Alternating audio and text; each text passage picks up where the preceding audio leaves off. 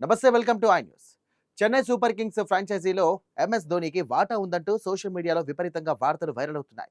సిఎస్కేలో ఏకంగా 25% స్టేక్ ధోని అడిగాడంటూ వస్తున్న రూమర్స్ పై మాజీ క్రికెటర్ ఆకాష్ చోప్రా సంచలన వ్యాఖ్యలు చేశారు. ఈ CSK and Dhoni share holding rumours వెనుక ఉన్నటువంటి అసలు నిజాలేంటో ఈ స్పెషల్ స్టోరీని ఇప్పుడు చూద్దాం. ఎంఎస్ ధోని ఈ పేరుకు చెన్నై సూపర్ కింగ్స్ ఫ్రాంచైజీ అభిమానులకు ఉన్న బాండింగ్ చాలా స్పెషల్. 2026 ఐపీఎల్ సీజన్ విషయానికి వస్తే కనుక ధోని ఒక్క మ్యాచ్ కూడా ప్లేయర్గా ఆడకపోయినా సరే సిఎస్కేకు సంబంధించి జరిగే ప్రతి డిస్కషన్లో ఆయన పేరు హాట్ టాపిక్ అని నిలిచింది. అయితే రీసెంట్గా ధోనికి సిఎస్కే మేనేజ్మెంట్ షేర్స్ లేదా వాటా ఇవ్వబోతున్నారంటూ బయటకు వచ్చిన ఒక ఆర్టికల్ ఇప్పుడు క్రికెట్ వర్గాల్లో తీవ్ర దుమారాన్ని రేపుతోంది. ఇక క్రికెట్ బ్లాగర్ పబ్లిష్ చేసినటువంటి ఒక రిపోర్ట్ ప్రకారం చూస్తే కనుక సిఎస్కేలో ఏకంగా 25% షేర్ కావాలని ధోని మొదట ఆఫర్ పెట్టాడని, ఆ తర్వాత దాన్ని 20%కి తగ్గించాడంటూ ప్రచారం జరిగింది. అయితే ఫ్రాంచైజీ ఓనర్లు ధోనికి 5.5% స్ట్రైక్ ఇవ్వడానికి రెడీ అయ్యారంటూ ఆ రిపోర్ట్లో రాసుకొచ్చారు. అయితే ఈ వైరల్ న్యూస్పై Indian team former cricketer panelist Akash Chopra shocking comments చేశారు.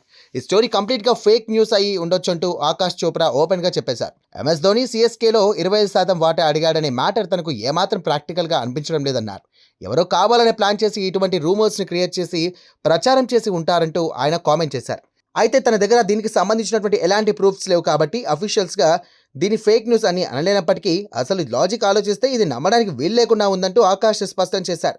ఐపీఎల్ టీమ్స్ బ్రాండ్ వాల్యూను అనలైజ్ చేస్తూ ఆకాష్ చోప్రా తన వ్యూస్ను క్లియర్గా ఎక్స్ప్లెయిన్ చేశారు. రీసెంట్గా వాల్యుయేషన్స్ ప్రకారం ఆర్సీబీ ఫ్రాంచైజీ వాల్యూనే దాదాపుగా 1.7 నుండి 1.8 బిలియన్ డాలర్ల వరకు పెరిగింది. మరి 5 సార్లు ఐపీఎల్ టైటిల్ గెలిచినటువంటి సిఎస్కే బ్రాండ్ వాల్యూ ఖచ్చితంగా ఆ రేంజ్లోనే లేదా అంతకంటే ఎక్కువే ఉంటుంది. ఇండియాలోనే కాకుండా ఫారిన్ లీగ్స్లో కూడా పలు ఫ్రాంచైజీలు అనుబంధం ఉన్నటువంటి సిఎస్కే లాంటి బిగ్ టీమ్స్లో 25% షేర్ అంటే ఇది ఊహించిన రేంజ్ అమౌంట్ అంటూ గుర్తు చేశారు. ఒకవేళ CSK total valuation 1.8 billion dollar అని అనుకుంటే అందులో 20% షేర్ వాల్యూనే దాదాపుగా 450 మిలియన్ డాలర్లు అవుతుందంటూ ఆకాష్ చోప్రా లెక్కింపులతో సహా చెప్పారు. ఇంత భారీ అమౌంట్ను ఒక ఇండివిజువల్ పర్సన్స్కి వాటాగా ఇవ్వడం, అది కూడా ఎంఎస్ ధోనికి ఆఫర్ చేయడం అసలు ప్రాక్టికల్గానే సెట్ కాదన్నారు. ఎవరైనా 25% వాటాను బై చేయాలంటే దాదాపు 400 మిలియన్ డాలర్లకు పైగా క్యాపిటల్ ఇన్వెస్ట్మెంట్ చేయాల్సి ఉంటుందని, అంత పెద్ద అమౌంట్ ఉండే షేర్లను ఫ్రాంచైజీ ఓనర్లు ఎవరికి కూడా ఫ్రీగా ఇచ్చే ఛాన్స్ ఉండదంటూ తేల్చి చెప్పేశారు. అంతేకాకుండా ఆర్టికల్లో ప్రచారం చేసిన 5.5% వాటా అనేది కూడా చిన్న మ్యాటర్ ఏమి కాదంటూ ఆకాష్ అన్నారు. సిఎస్కే వంటి గ్లోబల్ బ్రాండ్ ఉన్నటువంటి ఫ్రాంచైజీలో 2, 3 లేదా 5% వాటా ఉన్నా దాని వాల్యూ $100 మిలియన్ చేరుతుందంటూ ఎక్స్ప్లెయిన్ చేశారు. అందుకే 3.5% నుండి 5.5% వాటా గురించి వచ్చిన వార్తలను కూడా మనం డెఫినెట్గా డౌట్గానే చూడాల్సి ఉంటుందంటూ చెప్పారు. ఇక ధోని ముందుగా 25% అడిగాడని, మేనేజ్మెంట్ రిజెక్ట్ చేశాక 3.5%కి, ఆ తర్వాత లాస్ట్కి 5.5%కి డీల్ సెటిల్ అయిందంటూ రాసిన కథనం తనకు అస్సలు రియలిస్టిక్గా అనిపించడం లేదంటూ ఆకాష్ చోప్రా పదే చెప్పారు.